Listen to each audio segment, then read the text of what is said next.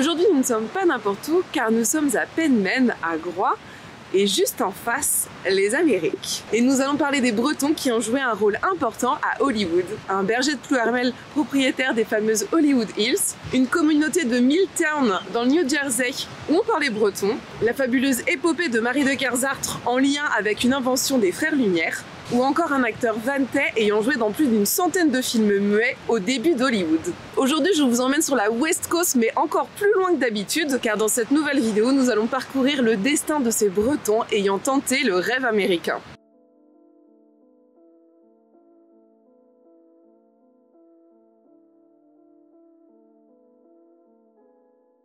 Et on se retrouve un peu plus au chaud car il faut dire ce qui est, on se l'écaille un petit peu à Penmen en ce moment. Et puis si vous souhaitez que je raconte l'incroyable histoire d'une Bretonne ou d'un Breton, n'hésitez pas à écrire un petit commentaire sous cette vidéo. Vous pouvez également vous abonner à ma chaîne si mon contenu vous plaît.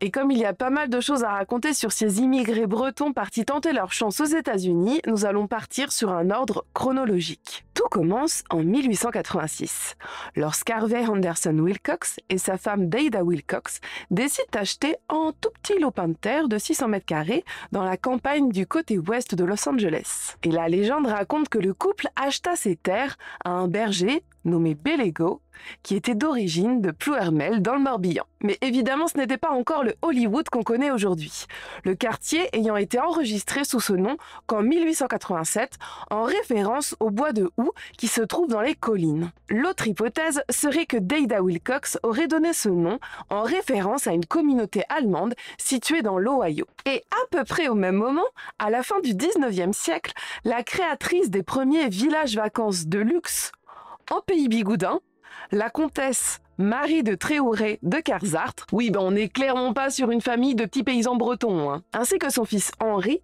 aurait importé une futilité dans un premier temps au Québec puis aux États-Unis. Un petit objet de rien du tout, vous dis-je, acheté en circuit court directement aux Frères Lumière. Il s'agit du cinématographe. Et puis, pour bien faire, ils auront un petit stock de films qui va avec. Sinon, ça sert pas à grand-chose. Marie et Henri louent une salle de spectacle à Montréal et proposent leurs films aux gens. Marie tient la caisse et Henri commente, improvise sur les films muets projetés et ils seront également accompagnés d'un guitariste. Ils ont une excellente réputation en ville. Ils se procurent des films des plus grands réalisateurs de l'époque, grâce aux films Pathé, mais aussi grâce à ceux de la Société Lumière et du grand Georges Méliès. Ils deviennent très populaires, car le duo touche toutes les tranches de la population, que ce soit les Amérindiens, les ouvriers, les bûcherons, des paysans, et ils projettent des films tantôt historiques, tantôt divertissants, aussi bien dans des écoles, dans des théâtres, que dans des salles paroissiales, si bien qu'on surnomme Marie de Kersartre la comtesse des vues animées. Ils apporteront également cette révolution aux États-Unis comme à Boston, à Atlantic City, mais aussi à New York et à Saint-Louis. Mais une ombre au tableau commence à pointer le bout de son nez. Un gros poisson qui n'était autre que Thomas Edison, et qui ne voyait pas d'un très bon œil ces petits exploitants d'origine étrangère. Edison souhaitait imposer sa vision du cinéma et en avoir le monopole sur le continent américain. Alors, en 1910, Marie et Henri de Kersartre prirent leur clic et leur claque et firent un petit arrêt à Saint-Pierre-et-Miquelon, où ils ouvrirent une salle de cinéma. La comtesse importait même de la dentelle du pays bigoudin qu'elle revendait ensuite, et ce jusqu'en 1913, où ils rentrèrent en France. Marie ouvrit un petit cinéma à Saint-Malo avant de décéder en 1920. On refait un saut à la fin du 19e siècle, à peu près à la même période, en 1892, où Jean-Marie Trébault, originaire de Guillier à côté de Brest, décide de tenter sa chance sur le continent américain. Et il prend le bateau, et à bord, il fait la connaissance de sa future femme, une Bretonne elle aussi, fuyant le pays avec sa mère et ses deux sœurs, car le père est endetté jusqu'au cou. La future femme de Jean-Marie s'appelle Jeanne de Kersauson. Et oui, elle est apparentée au navigateur breton. Et ils s'installent sur la côte ouest des États-Unis, en Californie, à Hollywood, où ils auront 15 enfants. Oui, 15 enfants. Mais malheureusement, 2 décèdent en bas âge, tout comme Jean-Marie qui décédera assez brutalement et rapidement après la Première Guerre mondiale. Et sa femme Jeanne, qui se retrouve seule avec ses 13 enfants, doit bien trouver une manière ou une autre pour nourrir sa grande famille, et c'est ainsi qu'elle se tourne vers le 7e art, alors en plein essor.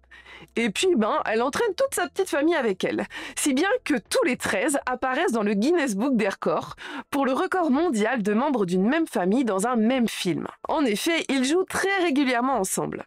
Toute la fratrie est réunie. Par exemple, si on regarde le casting du film Honest Hutch, sorti en 1920, on voit déjà 3 membres qui tiennent des rôles principaux dans le film. D'abord, il y a Jeannette, la Benjamine, qui y figure, et 2 de ses frères, Yves, et également celui qui aura certainement la plus grande carrière de tous les Tribal Children, Edward. Sa carrière à lui décolle en 1920 et il jouera dans pas moins de 10 films pendant un court laps d'années.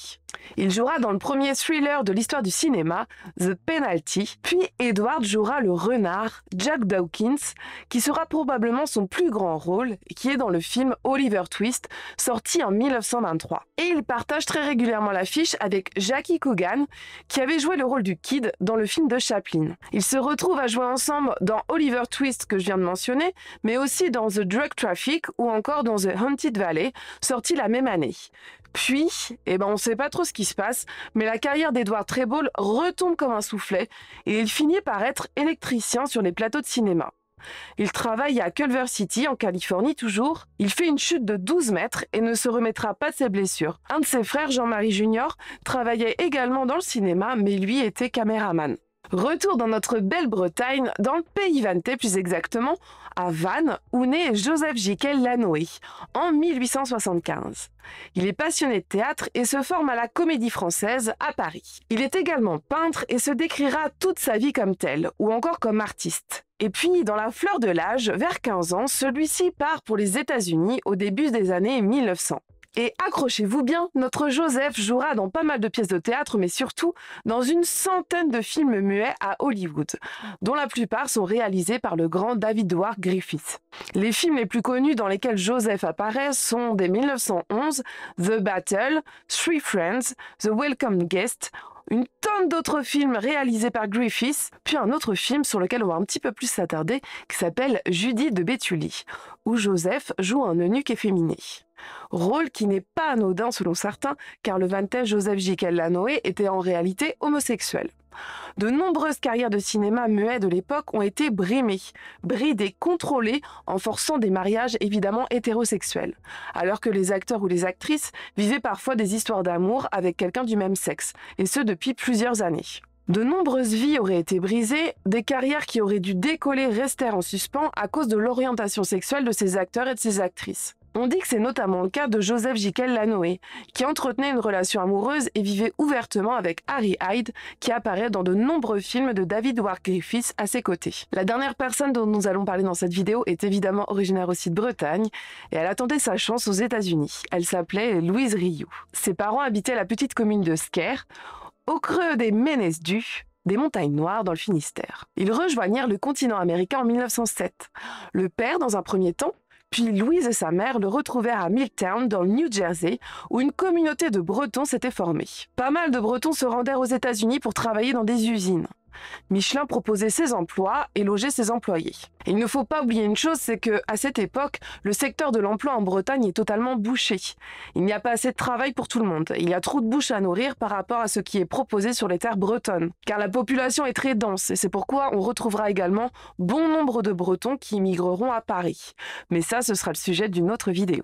À Milltown, dans cette communauté d'ouvriers et leurs familles venus de l'autre côté de la mer, on y parle breton, langue maternelle de bon nombre d'immigrés, mais aussi anglais évidemment et puis français. Louise Rioux quittera cette ville lorsqu'elle trouvera un mari qui travaillait dans le commerce et qui va vadrouiller un peu partout dans le pays.